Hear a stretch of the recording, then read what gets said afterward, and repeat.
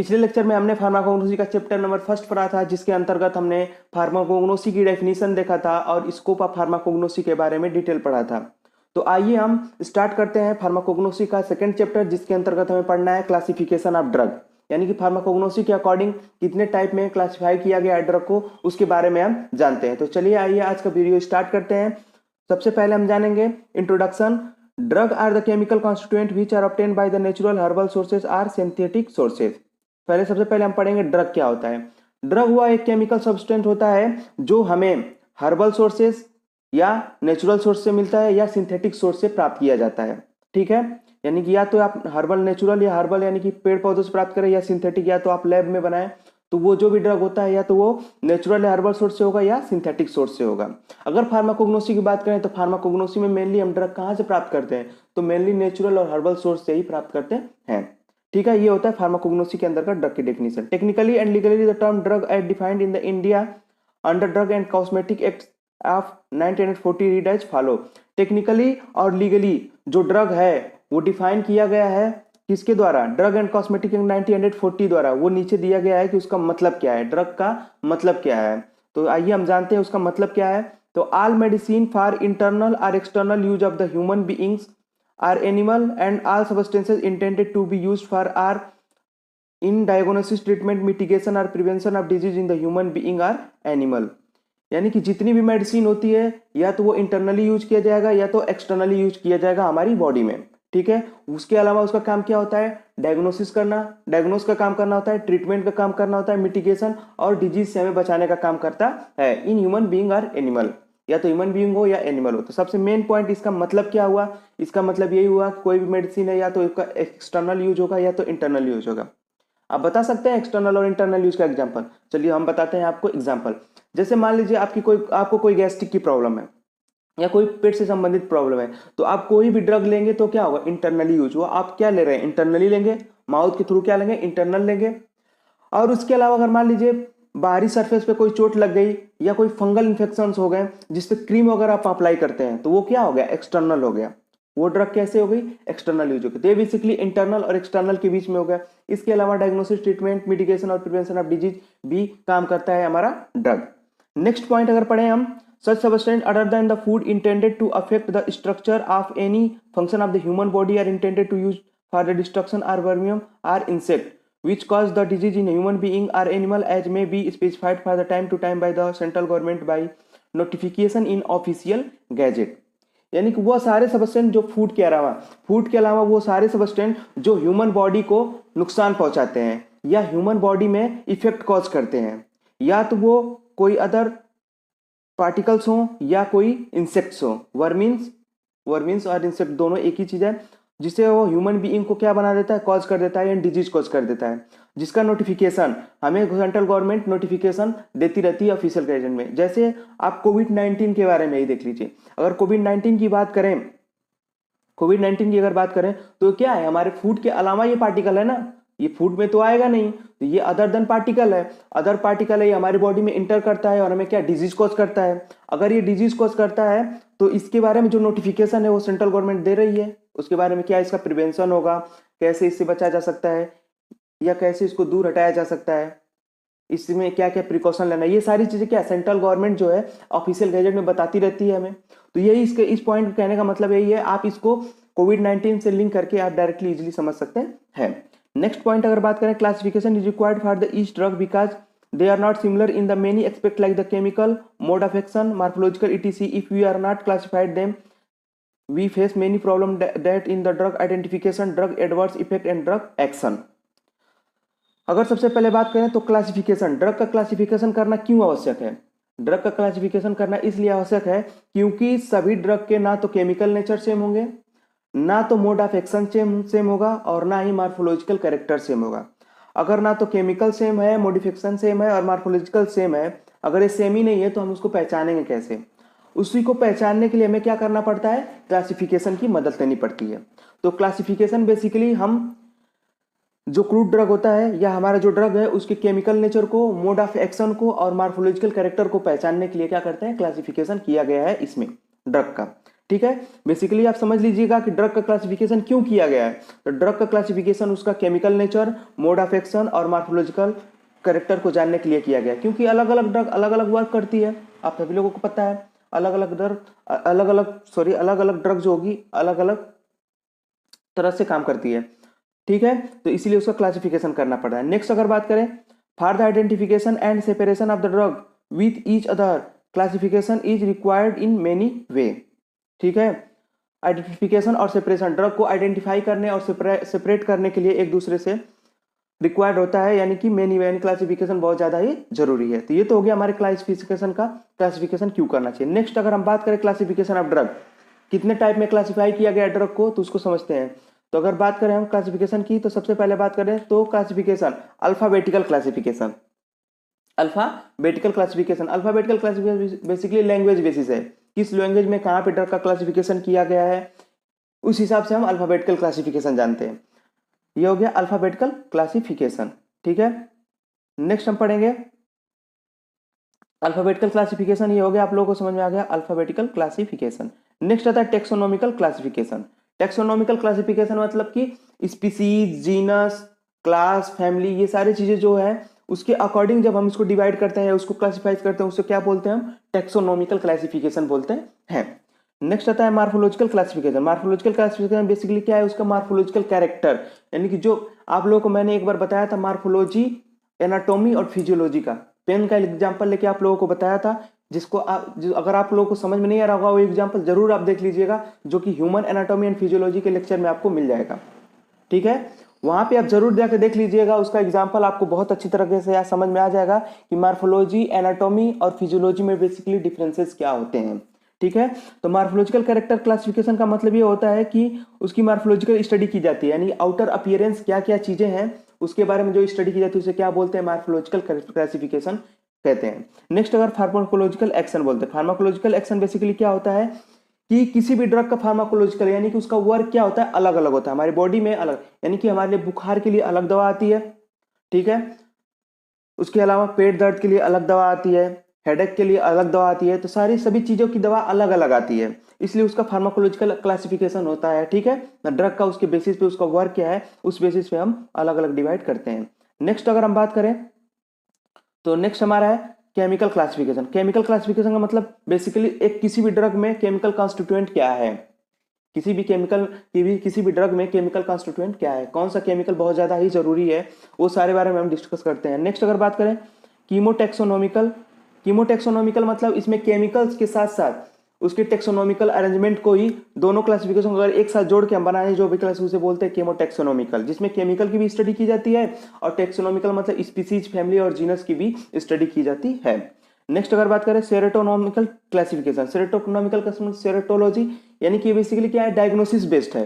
इसमें क्या किया जाए, बेसिकली डायग्नोस किया जाता है, उसके बाद हम टेक्सोनोमिकल अरेंजमेंट करते हैं। किसी भी ड्रग है, कोई भी ड्रग है, ड्रग के नेचर में हम डायग्नोस करेंगे, बेसिकली क्या प्रोटीन के नेचर को डायग्नोस किया जाता है।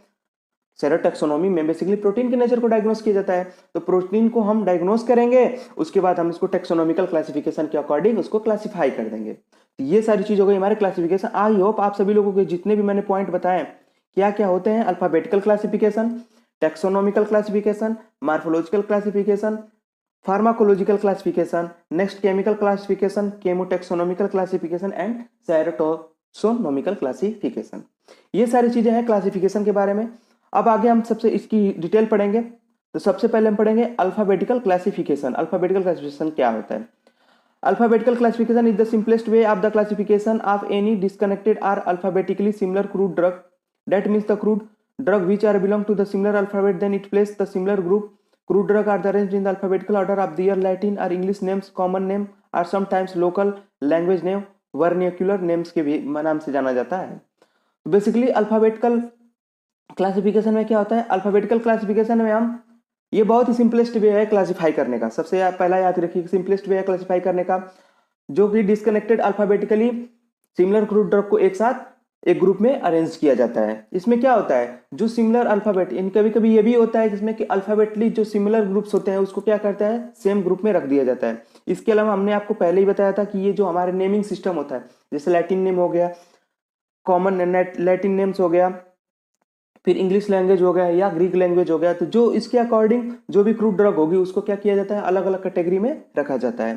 तो सबसे पहले हम जानेंगे यह बुक के हिसाब से होता है, क्योंकि अलग अलग बुक में अलग अलग लैंग्वेज होती है और उसी लैंग्वेज के हिसाब से हम क्या करते हैं, ड्रग को क्लासिफाई करते हैं, जिसे क्या बोलते हैं, अल्फाबेटिकल क्लासिफिकेशन बोलते हैं। सबसे पहले क्लासिफाई करें अगर इसको, तो इंडियन फार्माकोपिया, सबसे पहले हम पढ़ेंगे इंडियन फार्माकोपिया। इंडियन फार्माकोपिया है जिसके अंतर्गत जो ड्रग को क्लासिफाई किया गया उस किस लैंग्वेज में किया गया, इंग्लिश लैंग्वेज में। ब्रिटिश फार्माकोपिया में भी इंग्लिश लैंग्वेज में किया गया है। ब्रिटिश हर्बल फार्माकोपिया में भी उसको इंग्लिश लैंग्वेज में किया गया है। यूनाइटेड स्टेट फार्माकोपिया को भी इंग्लिश लैंग्वेज में किया गया है। British pharmaceutical codex, British pharmaceutical codex जिसको हम इंग्लिश में करते हैं, और ब्रिटिश, उसके बाद यूरोपियन फार्माकोपिया लैटिन में, और फार्माकोपिया इंटरनेशनलिस लैटिन में होता है। इसमें कुछ हमने 4-5 पॉइंट दे रखा है। इसके अलावा आपको नोट्स में जो इसका कंप्लीट है क्लासिफिकेशन है, अल्फाबेटिकल क्लासिफिकेशन का जो बुक का है वो आपको नोट्स में मिल जाएगा, जहाँ जो आप notescard.com साइट से जाके डाउनलोड कर सकते हैं और वहाँ से आप कंप्लीट इसको देख सकते हैं। तो ये सारे हमने पॉइंट रख रखा है, जैसे इंडियन फार्माकोपिया इंग्लिश में, ब्रिटिश फार्माकोपिया इंग्लिश में, यूनाइटेड स्टेट फार्माकोपिया इंग्लिश में, ब्रिटिश फार्माकोपियल इंडेक्स इंग्लिश में होता है। इसके अलावा यूरोपियन फार्माकोपिया आता है जो किस लैंग्वेज में है, तो लैटिन लैंग्वेज में है। फार्माकोपिया इंटरनेशनलिस्ट जो है वो किस लैंग्वेज में है, तो वो भी लैटिन लैंग्वेज में है। आप जरूर नोट्स को एक बार देखिएगा, इसका नोट्स बहुत ज्यादा ही इंपॉर्टेंट है, आप जरूर नोट्स को दिए, क्योंकि पीपीटी में या इस लेक्चर में पूरा पॉइंट कवर अप करना बहुत मुश्किल होता है, इसलिए आप वहां से डायरेक्ट देख सकते हैं, आपको वो चीजें समझ में आ जाएगी। क्योंकि जो चीजें समझ में नहीं आनी है उस चीज को मैं आप लोगों को बता दे रहा हूँ और आपको आगे की चीज इजिली समझ में आ जाएगी। नेक्स्ट अगर बात करें टेक्सोनॉमिकल क्लासिफिकेशन क्या होता है, अगर टेक्सोनॉमिकल क्लासिफिकेशन के बारे में बात करें, in that classification drug are classified on the basis of their division, class, subclasses, order, family, genus or species. It is the type of the biological classification and restricted mainly to the crude drug from the plant source. It is the criticized for its failure to recognize the organized or the unorganized nature of the crude drug in their morphological studies। ठीक है, तो अगर हम बात करें तो classification, ये जो ड्रग का क्लासिफिकेशन है ये किसके बेसिस है, आप लोगों को मैंने बताया था टेक्सोनॉमिकल स्टडी में क्या होता है, स्पीसीज, जीनस, फैमिली, ऑर्डर, सब क्लासेस, क्लास और डिवीजन के बारे में स्टडी किया जाता है। इन सब चीज़ों के बारे में स्टडी किया जाता है और उसके बाद उस हिसाब से उसको क्लासिफाई किया जाता है। यानी कि आप लोगों को पता है हर एक क्रूड ड्रग का, यानी कि हर एक क्रूड ड्रग है वो मिलता किससे है, प्लांट से। टेक्सोनॉमिकल जो क्लासिफिकेशन है मेनली बेस्ड होता है प्लांट रिसोर्सेज के अकॉर्डिंग, याद रखिएगा, प्लांट रिसोर्सेज के अकॉर्डिंग ही इसको रखा गया है टेक्सोनॉमिकल क्लासिफिकेशन को।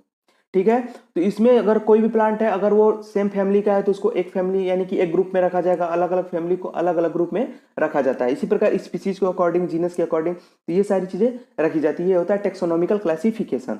तो आइए हम इसका एग्जाम्पल जानते हैं कैसे। एग्जाम्पल देखिए, मोनोकोटिलिडन्स, सबसे हम बात करेंगे पहले मोनोकोटिलिडन्स। मोनोकोटिलिडन्स में क्या है, तो मोनोकोटिलिडन्स में पोएल्स या ग्रामिनी फैमिली, पोएल्स ये क्या है, ऑर्डर हो गया, फैमिली ग्रामिनी हो गई, और इसके अंदर ड्रग जो है वो क्या हो गया, मेज हो गया, मेज, व्हीट और राइस, मेज, व्हीट और राइस क्या हो गया, इसका ड्रग हो गया। नेक्स्ट अगर हम बात करें डाइकोटिलिडन्स में, तो रूटेल्स, इसके अलावा रूटेल फैमिली रूटेसी होती है, और उसके बाद से लेमन पिल, इसका ड्रग क्या है, लेमन पिल, बिल पिल, ऑरेंज पिल, ये सारी चीजें होती हैं। ठीक है, तो आप लोग देख रहे होंगे कि ये ऑर्डर जो है ये पोएल्स यानी कि ES आ रहा है, तो आप लोग जनरली याद रखिएगा कि जो ऑर्डर्स का होता है, ऑर्डर्स का जो लास्ट होता है सफिक्स जो होता है वो क्या होता है, ES, LES होता है, LES होता है, पोएल्स होता है। और फैमिली जो होती है ग्रामिनी, AE होता है, ACEAE होता है, ये क्या होता है, फैमिली का इंडिकेशन होता है, जो कि लास्ट में सफिक्स लगता है, आप लोगों को पता है ये सफिक्स होता है ACE। और जो ड्रग हो गया मेज, व्हीट, राइस, डाइकोटिलिडन्स में हो गया। ठीक है, इसके अलावा क्या होता है, डिवीजन अगर देखा जाए तो एंजियोस्पर्म और जिम्नोस्पर्म भी होता है, आप लोगों ने पुरानी कक्षाओं में पढ़ा होगा, इंटरमीडिएट में है, बहुत सारा डिटेल में इसको दे रखा गया है। इसके अलावा हम लोगों ने अपने इसको जो PDF है उसमें इसको डिटेल दे रखा है, आप वहां से डायरेक्ट जाके उसको देख सकते हैं। ठीक है, नेक्स्ट और आगे बढ़ते हैं मार्फोलॉजिकल क्लासिफिकेशन में। मार्फोलॉजिकल क्लासिफिकेशन में बेसिकली अगर देखें, in this type of the classification the crude drug are divided into the part of the plant like leaves, fruit, flower, wood, bark, extracted gum etc। यानी कि इसमें जो drug का classification किया गया है वो उसके मार्फोलॉजिकल कैरेक्टर के हिसाब से किया गया है। जैसे लीफ, लीफ हमें आंखों से दिखाई देती है, यानी कि वो मार्फोलॉजिकल कैरेक्टर है। उसका फ्रूट, फ्लावर्स, वुड, बार्क और एक्सट्रेट गम, इसके अलावा से उसके हिसाब से हम मार्फोलॉजिकल क्लासिफिकेशन करते हैं। ठीक है, तो इसका एग्जाम्पल क्या हो गया, वुड। वुड में अगर देखें सैंडलवुड, आप लोगों ने देखा होगा चंदन की लकड़ी सैंडलवुड, तो वो क्या हो गया, वुड। वुड से सैंडलवुड, चंदन की लकड़ी। चंदन एक नाम नहीं है, चंदन की लकड़ी है वो नाम, आप लोग समझ मत लीजिएगा, चंदन, चंदन की लकड़ी। फिर आता है बार्क्स, बार्क्स मतलब अर्जुना और सिंकोना। अर्जुना और सिंकोना जो भी होता है, ये ड्रग है, वो किससे मिलती है, बार्क से मिलती है। इसके अलावा और एग्जांपल है फ्लावर, जैसे कि आप फ्लावर, फ्लावर्स का एग्जांपल, ड्रग का एग्जांपल आप सभी लोगों को पता होगा, एक बार रिकॉल कीजिए, आप लोगों को पता चल जाएगा क्या है, क्लोव। उसके अलावा रोज, ठीक है, रोज, ठीक है, ये सारी चीजें। नेक्स्ट लीफ, अगर लीव्स की बात करें तो लीव्स में किस चीज का आप यूज कर सकते हैं, तो लीव्स में इसका एग्जांपल हो सकता है यूकेलिप्टस हो सकता है, कोका प्लांट्स हो सकता है, डिजिटलिस हो सकता है। उसके अलावा फ्रूट्स, फ्रूट्स भी ड्रग के रूप में यूज किया जाता है, जैसे लेमन और ऑरेंज का बहुत ज्यादा ही यूज किया जाता है। सीड्स की अगर बात करें तो नक्स बोमिका की जो सीड होती है सबसे ज्यादा यूज किया जाता है। उसके अलावा कोलिशियम होता है। नेक्स्ट अगर बात करें गम्स की बात करें, गम, गम्स, GUMS, गम्स का कुछ दूसरा मतलब नम समझिए, गम्स, GUMS, गम्स का मतलब हो गया अकेसिया और अगार, जो भी चीजें होती हैं ये सब, ये सारी चीजें होती हैं। ठीक है, ड्राइड जूस की फॉर्म में अगर एलोए, ठीक है, एक्सट्रैक्ट के बारे में कटैचू, ठीक है, कटैचू आप लोगों ने देखा होगा catechu. This type of the classification, ये सारी चीजें हो गई एग्जांपल के बारे में, मार्फोलॉजिकल क्लासिफिकेशन एग्जांपल में। इसके अलावा मार्फोलॉजिकल क्लास में और चीजें स्टडी करें। This type of the classification is the more convenient for practical purpose, यानी कि जो भी हमें प्रैक्टिकल पर्पज किया जाता है वो किससे किया जाता है, मार्फोलॉजिकल से स्टडी करते हैं। यानी मान लीजिए किसी भी लीफ पे हमें स्टडी करनी है तो कौन सा कैरेक्टर हुआ, मार्फोलॉजिकल। किसी के बार्क पे स्टडी करनी है तो कैसा हो गया, मार्फोलॉजिकल कैरेक्टर। इसलिए बोला जाता है कि मार्फोलॉजिकल कैरेक्टर बहुत ही ज्यादा जरूरी है, किसके लिए, प्रैक्टिकल पर्पज के लिए। Even if the chemical nature is not known, a drug can be study in the basis of their morphological and pharmacological action. अगर मान लीजिए किसी ड्रग का केमिकल नहीं पता है आपको, तो उसे किस प्रकार क्लासिफाई करेंगे, मार्फोलॉजिकल और फार्माकोलॉजिकल एक्शन के बेसिस पे। ठीक है, this type of the classification is very useful in the identifying the adulterant use. Adulteration आप लोगों को अगली क्लास में पढ़ाई जाएगी, एडल्ट्रेशन बेसिकली क्या होता है, लेकिन आप लोगों को कुछ मैं आउटलाइन दे देता हूं, क्योंकि एडल्ट्रेशन का मतलब होता है मिलावट करना। अगर आप मिलावट करते हो किसी चीज की, तो केमिकल की अगर मिलावट कर देते हैं तो आप केमिकल तो जान नहीं पाओगे, इसलिए मार्फोलॉजिकली बहुत ज्यादा ही हेल्पफुल होता है किसी भी एडल्ट्रेशन के लिए। जैसे कि आपने पढ़ा होगा, एडल्ट्रेशन का एग्जाम्पल लेते हैं, जैसे पपाया सीड होता है और क्या होता है, एक होती है मरीच, आप लोगों ने मरीच देखा होगा, काली मिर्च जो आती है, काली मिर्च आती है, दोनों का अगर साइज देखें तो सेम होता है, कलर भी सेम होता है और शेप भी सेम होता है। उसको आइडेंटिफाई करना थोड़ा मुश्किल होता है, लेकिन हाँ मार्फोलॉजिकली अगर हम देखें तो उसको आइडेंटिफाई कर सकते हैं। अगर हमें केमिकली देखना होगा तो हम केमिकल कहाँ से देखेंगे उसका, भाई बहुत ज्यादा लेंदी हो जाएगा उसका केमिकल देखना। इसलिए मार्फोलॉजिकली देख के हम उसको अलग अलग कर सकते हैं कि इसमें एडल्ट्रेट किया गया है या नहीं किया गया है। ठीक है, ये होता है एडल्ट्रेशन, और इसमें हेल्प करता है क्या, मार्फोलॉजिकल क्लासिफिकेशन। ठीक है, आप लोगों को समझ में आ गया होगा। नेक्स्ट आगे बढ़ते हैं हम मार्फोलॉजिकल क्लासिफिकेशन में। Animal drug and the mineral drug are difficulty to classify by this method. जो एनिमल ड्रग्स होती हैं, एनिमल ड्रग्स होती हैं, क्या होता है, एनिमल ड्रग्स में सिमिलरिटी बहुत ज्यादा आती है, सिमिलरिटी बहुत ज्यादा आती है, इसलिए उसका उसका डिवीजन करना बहुत ही ज्यादा हमारे लिए क्या होता है, मुश्किल होता है। मार्फोलॉजिकली मतलब कि लीफ वगैरह जो भी पार्ट होते हैं अलग अलग होता है, वो थोड़ा समझने में आसानी होती है, लेकिन एनिमल ड्रग होता है इसमें बहुत ज्यादा ही दिक्कतें होती हैं। On the basis of the morphology drug are divided into two part, organised drug and unorganised drug. दो ड्रग का क्लासिफिकेशन और होता है ऑर्गेनाइज्ड ड्रग और अनऑर्गेनाइज्ड ड्रग। ये बहुत ज्यादा ही इंपॉर्टेंट पॉइंट है, आप लोग इसके लिए नोट्स से जरूर प्रेफर कीजिएगा, क्योंकि नोट्स में इसका कंप्लीट जो कंटेंट है वो दे दिया गया। इसमें तो हमने एग्जांपल ले रखा है ये ऑर्गेनाइज्ड और अनऑर्गेनाइज्ड ड्रग का, तो आप लोग नोट्स से जरूर प्रेफर कीजिएगा, जो आपको वेबसाइट notescard.com पे मिल जाएगी। ठीक है, और जिसका लिंक जो है डिस्क्रिप्शन में आपको मेंशन कर दिया जाएगा, आप वहां से डायरेक्ट नोट्स को कॉपी कर सकते हैं, और इसका नोट्स आप जरूर देखिएगा फ्रेंड्स, क्योंकि बहुत ही ज्यादा ये इंपॉर्टेंट है। क्योंकि ऑर्गेनाइज्ड ड्रग और अनऑर्गेनाइज्ड ड्रग बार बार पूछा जाता है, इसके बारे में मैं एक्सप्लेन कर देता हूँ सारी चीजें, आप ड्रग को वहां पे नोट्स देखकर उसको कॉपी कर लीजिएगा। तो सबसे पहले हम बात करेंगे ऑर्गेनाइज्ड ड्रग क्या होता है। जो ऑर्गेनाइज्ड ड्रग होता है, these are obtain by the plant and animal sources, यानी कि जो ऑर्गेनाइज्ड ड्रग होती है वो प्लांट और एनिमल सोर्स से प्राप्त होती है, जबकि अनऑर्गेनाइज्ड ड्रग होती है वो प्लांट एनिमल सोर्स के अलावा मिनरल सोर्स से भी प्राप्त किया जाता है। नेक्स्ट पॉइंट, अगर ऑर्गेनाइज्ड की बात करें तो जो ऑर्गेनाइज्ड ड्रग होता है वो हमें डायरेक्ट प्लांट पार्ट से मिलता है, यानी कि प्लांट का जो डायरेक्ट पार्ट होता है उसी को हम क्या बोलते हैं, ऑर्गेनाइज्ड ड्रग बोलते हैं।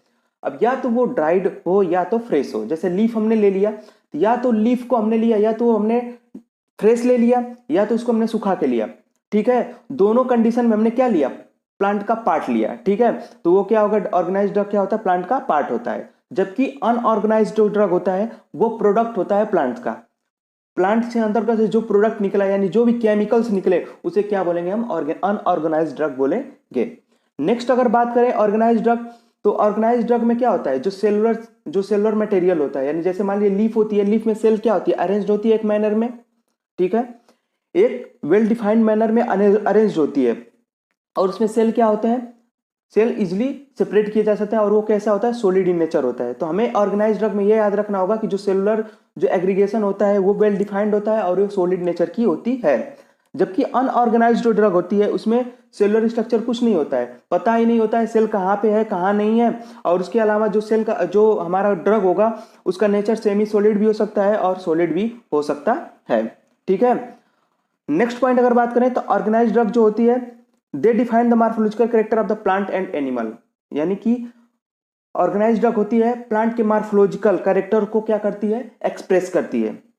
एग्जाम्पल जैसे डिजिटैलिस लीफ, इफेड्रा स्टीम और क्लोव बर्ड, तुलसी लीफ, ये सारी चीजें जो है मार्फोलॉजिकल कैरेक्टर को दर्शाती है। तो ये होता है ऑर्गेनाइज्ड ड्रग के बारे में। जबकि अनऑर्गेनाइज्ड ड्रग होता है जो ऑर्गेनोलेप्टिक कैरेक्टर को बताता है। ऑर्गेनोलेप्टिक कैरेक्टर का मतलब टेस्ट, कलर, ऑर्डर, ये सारी चीजें आप पढ़ेंगे आगे, बहुत ज्यादा ही डिटेल में पढ़ेंगे, फिर भी आप लोगों को बता देता हूं मैं।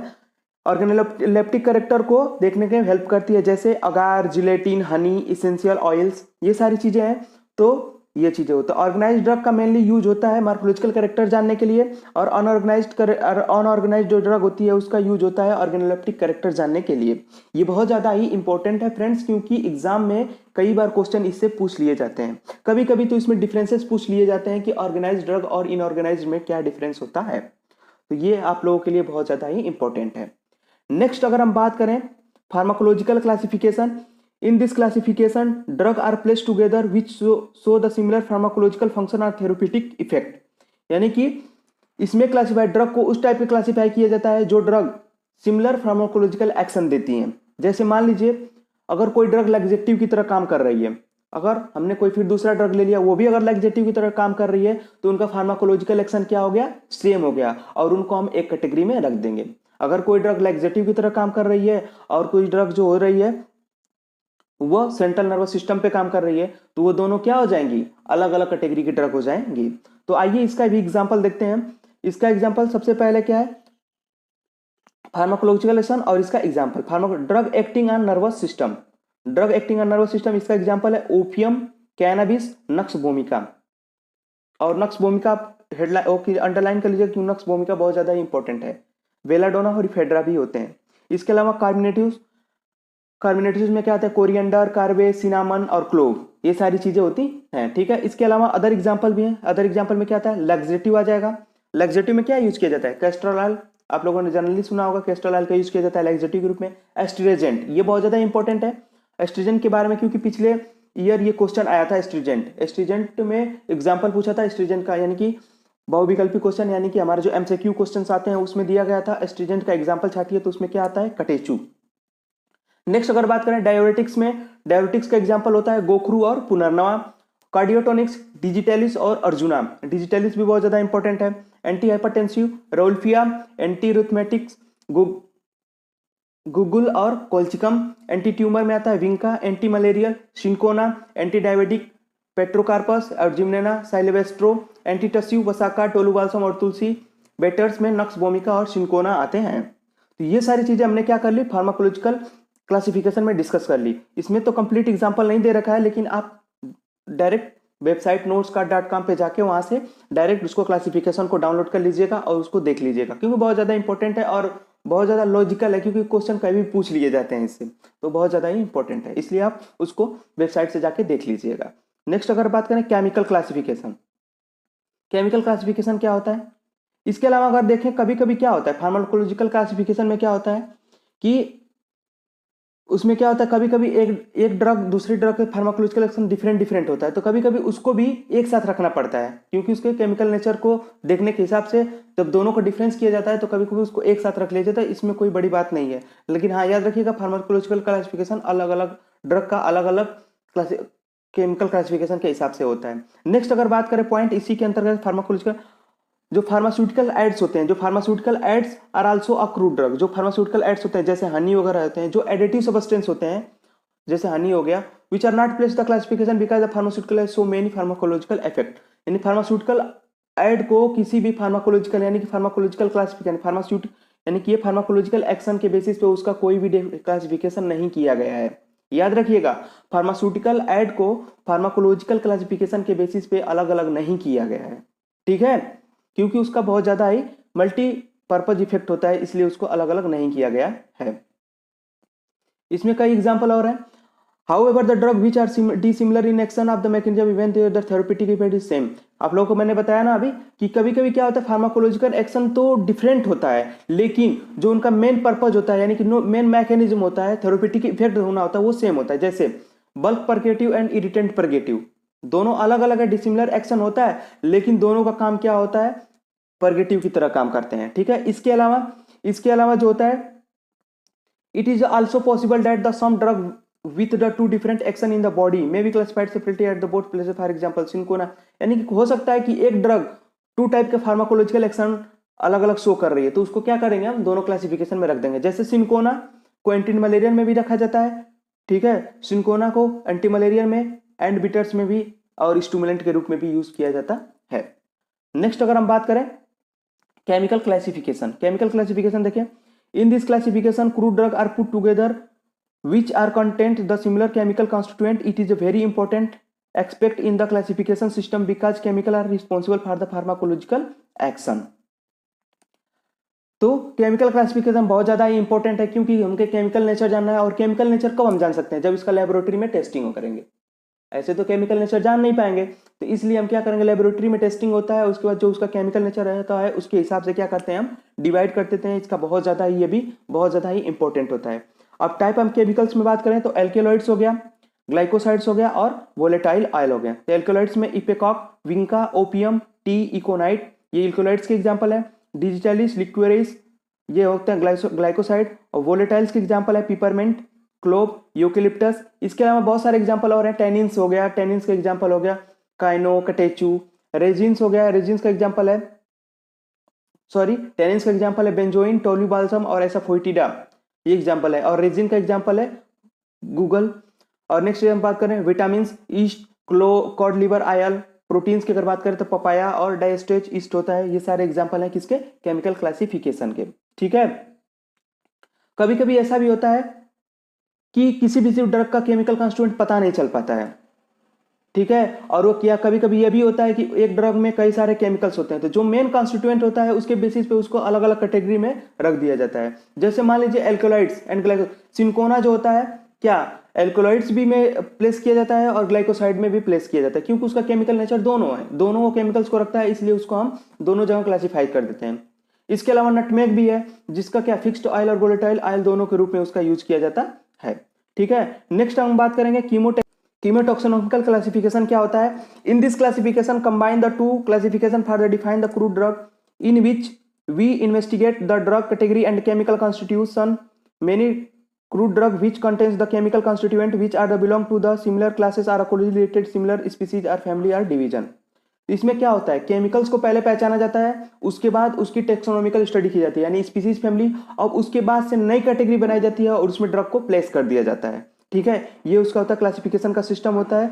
इसमें क्या होता है याद रखिएगा, कीमोटेक्सोनोमिकल टू क्लासिफिकेशन को मिक्स करके बनाया जाता है। एक तो केमिकल नेचर पहले देखा जाता है, फिर उसके बाद उसका टेक्सोनोमिकल नेचर देखा जाता है, और दोनों को ऐड करके क्या किया जाता है, क्लासिफाई कर दिया जाता है ड्रग को, ठीक है। In this system, equal importance is given to the taxonomical status and chemical constituent. There are the certain type of the chemical which are characteristic the specific class of the plant। यानी कि इसमें क्या किया जाता है, वही basically chemicals को देखा गया है और उसकी टेक्सोनोमी को देखा गया है, और जिसका कैरेक्टरिस्टिक फीचर एक क्लास से मैच करता है उसको एक क्लास में रख दिया जाता है, जिसका अदर क्लास से मैच करता है उसे अदर क्लास में रख दिया जाता है। ये होता है chemotaxonomical classification. This characters most often study in the chemotaxonomy are secondary metabolite of the pharmaceutical significance such as the alkaloid, glycoside, flavonoid etc. ये बहुत ज्यादा ही इंपॉर्टेंट पॉइंट है, आप लोगों को मैं पहले बता देता हूं, ये बहुत ज्यादा ही इंपॉर्टेंट पॉइंट है, क्योंकि कीमोटैक्सोनॉमिकल में जो भी स्टडी हो रही है उसमें क्या होता है, सेकेंडरी मेटाबोलाइट्स होते हैं, ठीक है। सेकेंडरी मेटाबोलाइट्स होते हैं वो फार्मास्यूटिकल सिग्निफिकेंस, एल्कोलाइड्स, ग्लाइकोसाइड और फ्लेवोनॉइड्स जो भी होते हैं वो क्या होते हैं, सेकेंडरी मेटाबोलाइट्स हैं। और बेसिकली इन्हीं का क्या करना होता है, क्लासिफिकेशन करना होता है हमें केमिकोटैक्सोनॉमिकल क्लासिफिकेशन में, ठीक है। केमोटैक्सोनॉमिकल क्लासिफिकेशन में बेसिकली हमें एल्कोलाइड्स, ग्लाइकोसाइड और फ्लेवोनॉइड्स में केमिकल अलग करना होता है, उसका स्पीसीज, फैमिली या ऑर्डर जानना होता है, उसके बाद अलग अलग क्लास में उसको प्लेस करना होता है। तो ये सारी चीजें बहुत ज्यादा ही इंपॉर्टेंट है, क्योंकि ये सेकेंडरी मेटाबोलाइट होते हैं, ठीक है। जो ये एल्कोलाइड्स है, ग्लाइकोसाइड्स है, फ्लेवोनॉइड्स है, वो कौन सी क्या चीजें हैं, तो ये क्या है, सेकेंडरी मेटाबोलाइट्स की तरह काम करती हैं। नेक्स्ट और अगला क्लासिफिकेशन, और ये लास्ट क्लासिफिकेशन होगा, सेरोटैक्सोनॉमिकल क्लासिफिकेशन क्या होता है। This technique is based on the highly specific relationship between the antigen and the antibodies produced in the response to the animal during the any infections are harm. ये basically protein study होती है, protein की study की जाती है, इसके अंदर antigen और एंटीबॉडीज की स्टडी की जाती है और उसके हिसाब से उसको क्या किया जाता है, क्लासिफाई किया जाता है। मान लीजिए आपको कोई इन्फेक्शन हुआ, यानी कि आपके अंदर कोई एंटीजन आया, अब वो एंटीजन आएगा तो आपकी बॉडी बचने के लिए एंटीबॉडीज सिक्रीट करेगी। अब वो एंटीबॉडीज के बारे में हम डिस्कशन यानी कि स्टडी करेंगे, एंटीजन के बारे में स्टडी करेंगे और दोनों को क्लासिफाई कर देंगे कि ये किस क्लास से रिलेटेड ड्रग है। इसे क्या बोलते हैं, सेरोटॉक्सोनॉमिकल क्लासिफिकेशन बोलते हैं। Basically serology the scientific study of the blood for diagnosis of our immunity power of the or defining our immunity efficiency by the production of antibody against the pathogen और the introducing substances. Serology basically study होती है blood की study की जाती है, उसके अंतर्गत हमारी कितनी इम्यूनिटी यानी कि हमारी कितनी एंटीबॉडीज प्रोड्यूस है या बनी हुई है उसके बारे में हम स्टडी करते हैं। अब वो स्टडी करते हैं तो उस हिसाब से हम बता सकते हैं कि कौन सा हमारे बॉडी में एंटीबॉडी है और वो किस क्लास की एंटीबॉडी है। तो इसका क्या होता है, प्रोसीजर भी होता है। इसका प्रोसीजर आपको मिल जाएगा, किसमें आपको मिलेगा, इसका प्रोसीजर हमारी वेबसाइट notescard.com पे आपको इसका प्रोसीजर मिल जाता है। फिर भी मैं आप लोगों को इसका प्रोसीजर समझा देता हूँ, क्योंकि पीपीटी में इतना कंटेंट नहीं, इतना ज़्यादा उसका चार्ट जो था इतना लंबा था, जिसको बताना बहुत ही मुश्किल हो रहा था। तो मैं आप लोगों को डायरेक्ट बता देता हूँ, आप वहाँ से प्रोसीजर को डायरेक्ट देख सकते हैं, हमारी वेबसाइट से डायरेक्ट प्रोसीजर को देख सकते हैं। उसका प्रोसीजर क्या है, इनिशियली क्या करना है, जैसे initially extract the protein from the plant. मैंने जैसे मान लीजिए कोई भी प्लांट है उसमें इन्फेक्शन हुआ, या ऐसे ही हमने प्लांट से कोई भी केमिकल्स निकाल लिया, ठीक है। अब then injected in the blood of the animal. फिर प्लांट, अब वो क्या प्लांट जो था, प्लांट से हमने जो एक्सट्रैक्ट निकाला, या हो सकता है वो क्या हो, डिजीज कंडीशन में हो, यानी कि वो एक्सट्रैक्ट है वो क्या हो, हार्मफुल हो हमारे लिए। अब हमने क्या किया, उस प्लांट केमिकल को हमने एनिमल ब्लड में इंटर करा दिया। उसके बाद देखेंगे हमारा इम्यूनोलॉजिकल रिस्पॉन्स से हमारे, चलिए दूसरे समझते हैं, उसका इम्यूनोलॉजिकल रिस्पॉन्स से हमारा क्या एंटीबॉडी सिक्रीट होगी। जैसे मान लीजिए कोई भी इंफेक्शन हमारी बॉडी में इंटर हुआ तो उस पर क्या होगा, एंटीबॉडीज बनेगी। अब वो जो एंटीबॉडीज बनेगी उस एंटीबॉडीज को हम अपनी बॉडी से निकाल लेंगे, ठीक है, अपनी एंटीबॉडीज निकाल लेंगे, ठीक है। अब इसके अलावा क्या करेंगे, सेम यही एक्सपेरिमेंट किसी दूसरे एनिमल्स पे करेंगे, किसी दूसरे ऑर्गेनिज्म या किसी दूसरे इंसेक्ट का या किसी भी बैक्टीरिया वगैरह का केमिकल्स लिया हमने और हमारे अंदर इंट्रोड्यूस कर दिया। अब वो अंदर एंटीबॉडीज बनेगी और उसका भी एंटीबॉडी निकाल लिया। अब इन दोनों को सेपरेटली निकाल लिया, यानी कि एंटीजन, दोनों एक्सपेरिमेंट जो किया था उसका एंटीजन और दोनों का एंटीबॉडीज, अब दोनों की अलग अलग स्टडी करेंगे। अगर मैच खा रहा होगा दोनों एक दूसरे से, अगर मैचिंग खाएगा तो उसको क्या करेंगे, एक मतलब कैटेगरी में रख देंगे। अगर अदरवाइज अगर मैच नहीं खा रहा है तो उसको क्या करेंगे, अदर कैटेगरीज में रख देंगे, ठीक है। ये चीज आप समझ में आ रही है कि अगर सेम हुआ तो उसको एक कैटेगरी में रख देंगे, अगर अलग अलग हुआ तो उसको अलग अलग कैटेगरी में रख देंगे, जिसके पास क्लासिफिकेशन क्या हो जाएगा, इजीली हो जाएगा। इसी को क्या हम बोलते हैं, सेरोटैक्सोनॉमिकल क्लासिफिकेशन भी बोलते हैं।